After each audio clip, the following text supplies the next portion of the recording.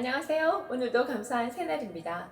오늘 창세기 22장 함께 읽도록 하겠습니다. 지난 21장에 보면요, 하나님의 약속의 자녀 아브라함과 사라를 통해서 이삭이라는 하나님의 약속된 자녀가 태어납니다. 그리고 8일째 되는 날 할례를 베풀고 또 젖을 떼는 날 온 집안이 그 모든 것을 기뻐하며 잔치를 하게 됩니다. 그때 이스마엘과 하갈은 그 상황이 기쁨으로 받아들여지지 않았었고요. 그것 때문에 이제 광야로 쫓겨나는 상황이 됩니다. 그렇지만 그 상황 속에서도 하나님께서 이스마엘을 또 축복하시고 큰 민족을 이룰 수 있도록 장래에 대해서 복되는 말씀을 해주셨습니다. 그리고 또 그 지방의 왕인 아비멜렉이 아브라함을 직접 찾아와서 그 후손들에게도 같이 좋은 관계를 맺게 하려는, 왜냐하니까 아브라함과 하나님의 관계를 보면서 아브라함이 섬기는 하나님의 대단하신 분이시고 또 아브라함 또한 그 하나님을 섬기는 자녀로서 복의 근원인 것을 아마 많이 옆에서 지켜봤던 것 같아요. 그래서 그런 상황이 생기면서 우물을 또 사게 되는데 아브라함이 다 모든 재물을 준비해서 약속을 한 상황에서 부엘세바라는 그 우물을 사게 되고요. 그곳에서 에셀 나무를 심고 거기서 영원하신 여호와 이름을 불렀더라 이러면서 21장이 끝났습니다. 오늘 22장에는 어떤 이야기들이 나오는지 우리 함께 읽어보도록 하겠습니다. 창세기 22장.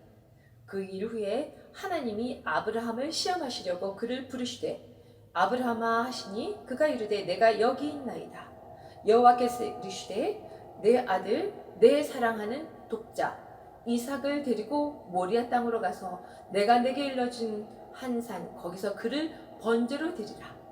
아브라함이 아침에 일찍 일어나 나귀의 안장을 지우고 두 종과 그의 아들 이삭을 데리고 번제에 쓸 나무를 쪼개어 가지고 떠나 하나님이 자기에게 일러주신 곳으로 가더니 제3일에 아브라함이 눈을 들어 그곳을 멀리 바라본지라.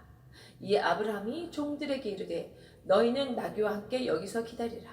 내가 아이와 함께 저기 가서 예배하고 우리가 너에게로 돌아오리라 하고 아브라함이 이에 번제나무를 가져다가 그의 아들 이삭에게 치우고 자기는 불과 칼을 손에 들고 두 사람이 동행하더니 이삭이 그 아버지 아브라함에게 말하여 이르되 내 아버지여 하니 그가 이르되 내 아들아 내가 여기 있노라. 이삭이 이르되 불과 나무는 있거니와 번제할 어린 양은 어디 있나이까. 아브라함이 이르되 내 아들아 번제할 어린 양은 하나님이 자기를 위하여 친히 준비하시리라 하고 두 사람이 함께 나아가서 하나님이 그에게 일러주신 곳에 이른지라. 이 아브라함이 그곳에 제단을 쌓고 나무를 버려놓고 그의 아들 이삭을 결박하여 제단 나무 위에 놓고 손을 내밀어 칼을 잡고 그 아들을 잡으려 하니 여호와의 사자가 하늘에서부터 그를 불러 이르시되 아브라함아 아브라함아 하시는지라. 아브라함이 이르되 내가 여기 있나이다 하매 사자가 이르시되 그 아이에게 너 손을 대지 말라. 그에게 아무 일도 하지 말라. 너가 너의 아들 너 독자까지도 내게 아끼지 아니하였으니 내가 이제는 너가 하나님을 경외하는 줄을 아노라. 아브라함이 눈을 들어 살펴본즉 한 수장이 뒤에 있는데 뿔이 숯불에 걸려 있는지라. 아브라함이 가서 그 수장을 가져다가 아들을 대신하여 번제로 드렸더라. 아브라함이 그 땅 이름을 여호와 이레라 하였으므로 오늘날까지 사람들이 이르기를 여호와의 산에서 준비되리라 하더라. 여호와의 사자가 하늘에서부터 두 번째 아브라함을 불러 이르시되 여호와께서 이르시기를 내가 나를 가리켜 맹세하노니 너가 이같이 행하여 내 아들 너 독자도 아끼지 아니하였음즉 내가 너에게 큰 복을 주고 너 씨가 크게 번성하여 하늘의 별과 같고 바닷가의 모래와 같게 하리라. 내 씨가 그 대적의 소문을 차지하리라. 또 너 씨로 말미암아 천하 만민이 복을 받으리니 이는 너가 나의 말을 준행하였음이니라 하셨다 하니라. 이에 아브라함이 그의 종에게서 돌아가서 함께 떠나 브엘세바에 이르러 거기 거주하였더라. 이 일 후에 어떤 사람이 아브라함에게 알려 이르기를 밀가가 당신의 형제 나홀에게 자녀를 낳았다 하였더라. 그의 맏아들은 우스요 우스의 형제는 부스와 아람의 아버지 그무엘과 게색과 하서와 빌다스와 이들락과 부두엘이라. 이 8사람은 아브라함의 형제 나홀의 아내 밀가의 소생이며 부두엘은 리브가를 낳았고 나홀의 첩 루마라 하는 자도 데바와 가움과 다스와 마아가를 낳았더라. 아멘. 네, 21장의 그 모든 일들이 있은 일 후에 하나님이 아브라함을 시험하시려고 그를 부르시는 장면으로 22장이 시작됩니다.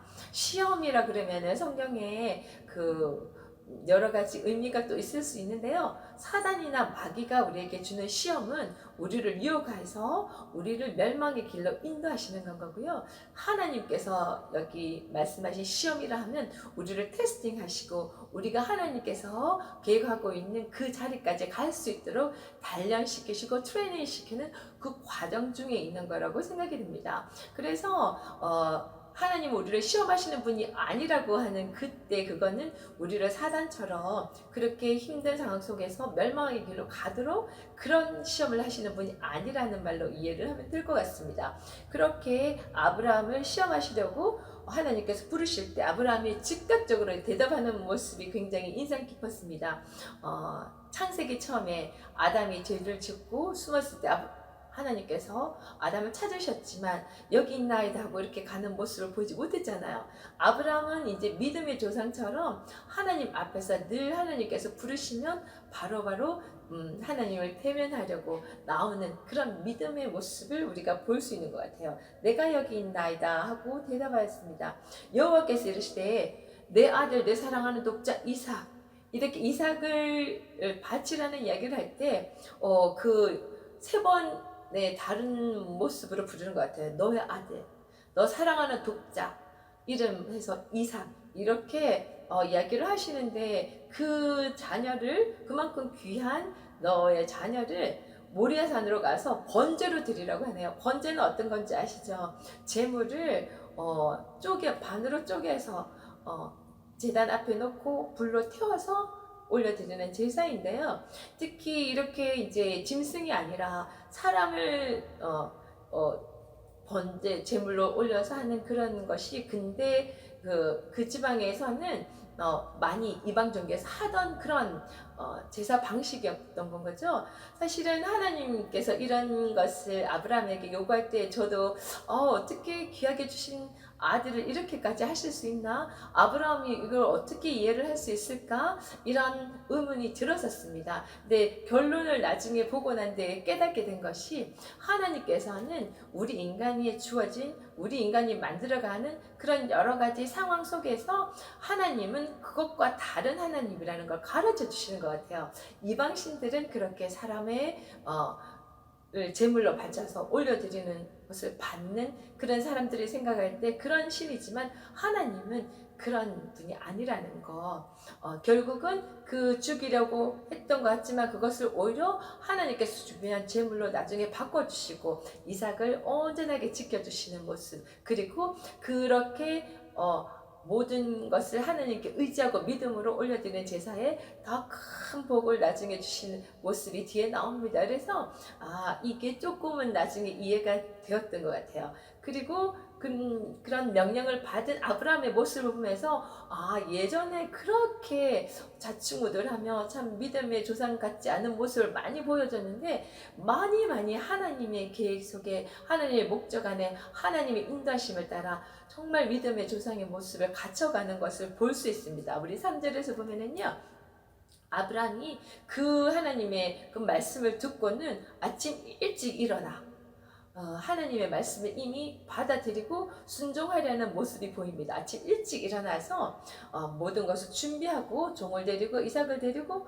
하나님께서 일러주신 곳으로 가더니 이렇게 하면서 4절 보니까 제3일에 아브라함이 눈을 들어서 하나님께서 말씀하신 그곳을 바라보게 됩니다. 이렇게 3일이라는 시간 동안 아들과 제사 지낼 모든 것을 준비하고 가면서 많은 생각이 들었겠지만 그 가는 길을 멈추지 않고 되돌아오지 않고 그것을 바라보며 한 번 더 하나님께서 말씀하신 그 말씀에 명령하는 마음으로 순종하는 마음으로 걸어가는 모습을 봅니다. 5절에 보니까 아브라함이 종들에게 이야기를 하는데요. 나귀와 함께 기다리라. 나는 이삭과 함께 저기로 가서 예배하고 우리가 너에게로 돌아오리라. 이 5절 말씀을 보면서요. 아브라함의 믿음이 대단하구나. 분명히 하나님께서 말씀하시기는 이삭을 번제로 바치는 그런 제사를 지내라는 말씀을 듣고 가고 있는데 종들에게 이야기하는 내용은 가서 우리가 예배를 드리고 다시 우리가 이곳으로 올 거라는, 이삭이 그대로 돌아올 거라는 그 믿음의 이야기를 선포하고 종들에게 그곳을 떠나는 모습을 볼 수 있습니다. 6절에 보니까 아브라함이 이 번제나무를 가져다가 그의 아들 이삭에게 주고 자기는 불과 칼을 손에 들고 두 사람이 동행하니 같이 걸어가고 있는데 아들 이삭은 자기가 타 죽게 될 그 나무를 지고 갑니다. 이 모습을 보면서 예수님께서 나무 십자가를 지고 골고다 언덕을 올라가는 그 모습이 어쩌면 약간 우리에게 미리 예견된 부분의 모습으로 이렇게 다가오는 것 같아요. 그리고 불과 칼을 이제 아브라함이 들었는데 하나님께서 사랑하는 독생자 예수를 죽음으로 몰아넣는 그 모습을 여기서도 연상할 수 있는데요. 그렇지만 우리 인간의 믿음의 조상 아브라함의 자녀 이삭은 하나님께서 예비하신 번제물로 살아나게 되고요. 하나님께서 준비하신 그 번제물, 결국은 예수님을 통해서 우리가 그렇게 살아나게 되는 건 거잖아요. 너무너무 크신 은혜가 이곳에서도 보여지는 것 같습니다. 8절에 아브라함이 이르되 내 아들아 번제할 어린 양은 하나님이 자기를 위하여 친히 준비하시리라 하고 두 사람이 함께 나가서 이제 동행하면서 이삭이 물었습니다. 모든 것이 준비되어 있는데 재물이 없으니 이것은 어디 있나요?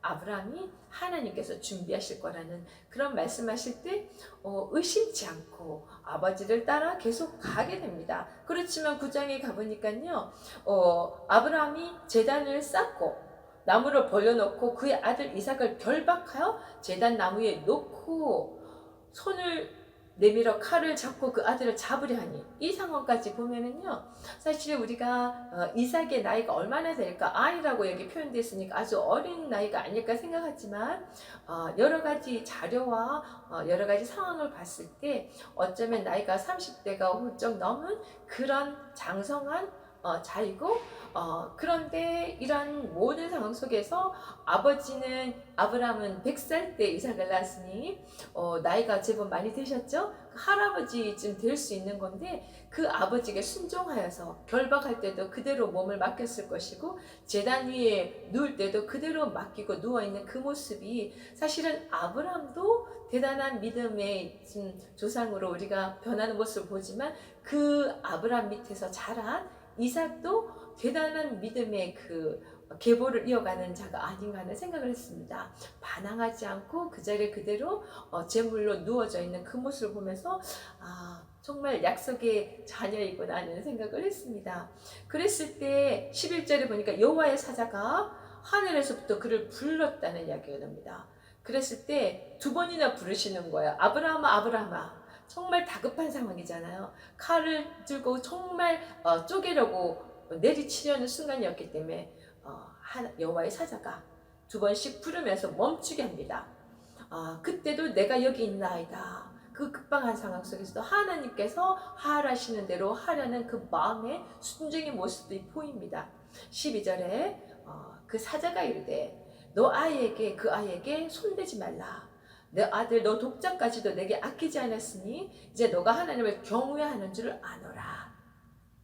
하나님을 경외하고 공경하고 두려워하지만 하나님을 정말 늘 바라보는 그런 경외하는 모습을 보아왔기 때문에 하나님께서 그 모든 것을 멈추게 하십니다. 그러면서 13절부터 보니까 하나님께서 준비하신 제물을 발견하게 됩니다. 그 숫양을 번제로 드렸습니다. 그래서 여호와 이레라는 그런 말이 나오잖아요. 모리아산에서 이삭 대신에 하나님께서 숫양을 준비하는, 미리 하나님께서 준비하시리라. 여호와의 산에서 그런 뜻을 가진 여호와 이레, 우리 찬양도 있잖아요. 네, 그런 정말 드라마틱한 상황이 여기서 벌어졌습니다. 그 다음에 16절 보니까 이렇게 믿음을 테스트를 통과한 아브라함에게 하나님께서 말씀하십니다. 이렇게까지 너 독자도 아끼지 않았으니 내가 너에게 큰 복을 주고 너 씨가 번성하여서 하늘의 별과 같고 바닷가의 모래 같게 하리라. 너의 씨가 그 대적의 성문을 차지하리라. 그런 복된 말씀을 주십니다. 그러면서 너 씨로 말미암아 천하 만민이 복을 받으리라. 복의 근원이 되는 건 거죠. 그래서 너가 나의 말을 준행하였음이니라 하셨습니다. 이렇게 하나님 말씀을 우리가 다 따르고 순종할 때 하나님께서는 우리에게 준비한 모든 것을 주심을 기뻐하시는 게 여기서 보입니다. 그래서 아브라함은 종들에게 돌아가서 함께 브엘사바에 거주하게 됩니다. 그 이후에 잠깐 족보 이야기가 나오는데요. 나홀의 후에 이 아브라함의 형제 중에 나홀이 있었습니다.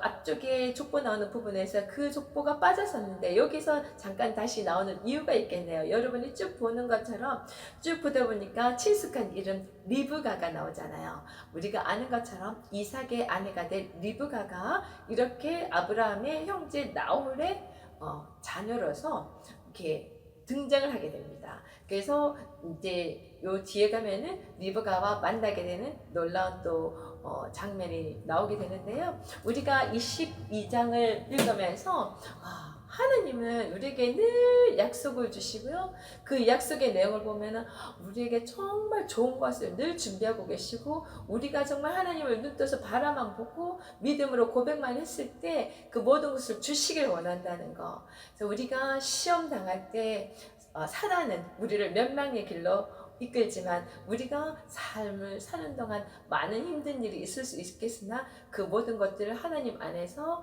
우리 믿음으로 잘 걷게 될 때는 하나님이 주신 많은 약속된 것들을 우리가 받을 수 있고요. 또 받은 자는 또 우리를 누리는 나누는 그런 귀한 자리에 또 세워주시니 얼마나 감사한지 모릅니다. 오늘 그래서 제가 준비한 찬송은요. 하나님의 약속, 하나님 우리에게 복을 주시기를 원한다는 거 늘 기억하며 하나님 앞에서 우리가 기쁜 마음으로 순종하는 자가 되었으면 좋겠습니다. 우리 같이 찬양하겠습니다.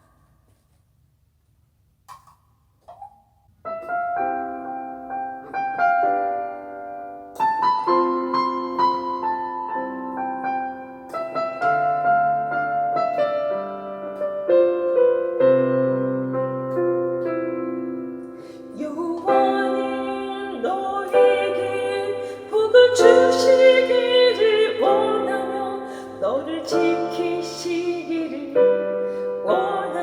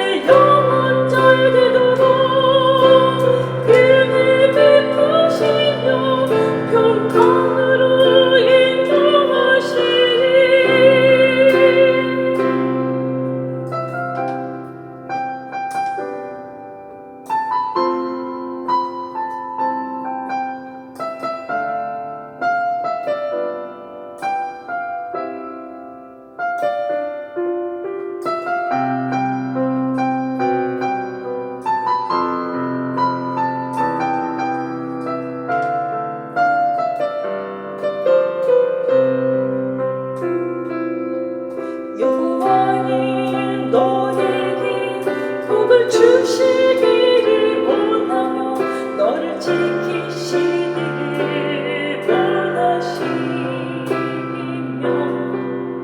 여호와님 그 얼굴을 너를 향하여 드리사 은혜와 평강 주시기 원하노라.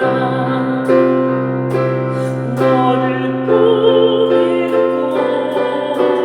존귀하게 여기시는 하나님이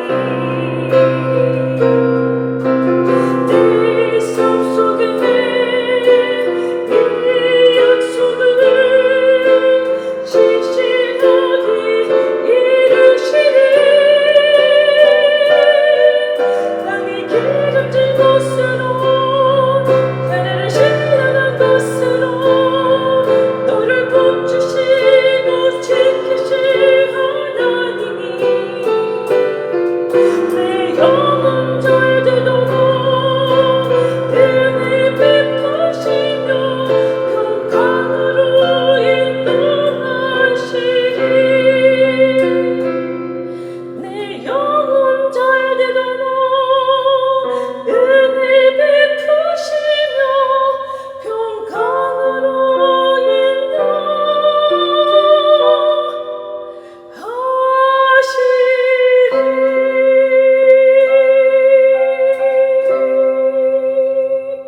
인도하시리. 아멘. 네, 우리 믿음의 조상 아브라함이 간 길처럼 지금 우리는 너무나 참 부족하고 부끄러운 부분이 많지만 하나님과 함께 그 길을 끝까지 정말 가리라 우리가. 그리고 하나님께서 기뻐하시는 모습으로 가서 하나님께서 준비하신 많은 복들을 받고 누리는 그런 또한 나누는 우리가 되기를 소망합니다. 오늘도 승리하세요. 화이팅!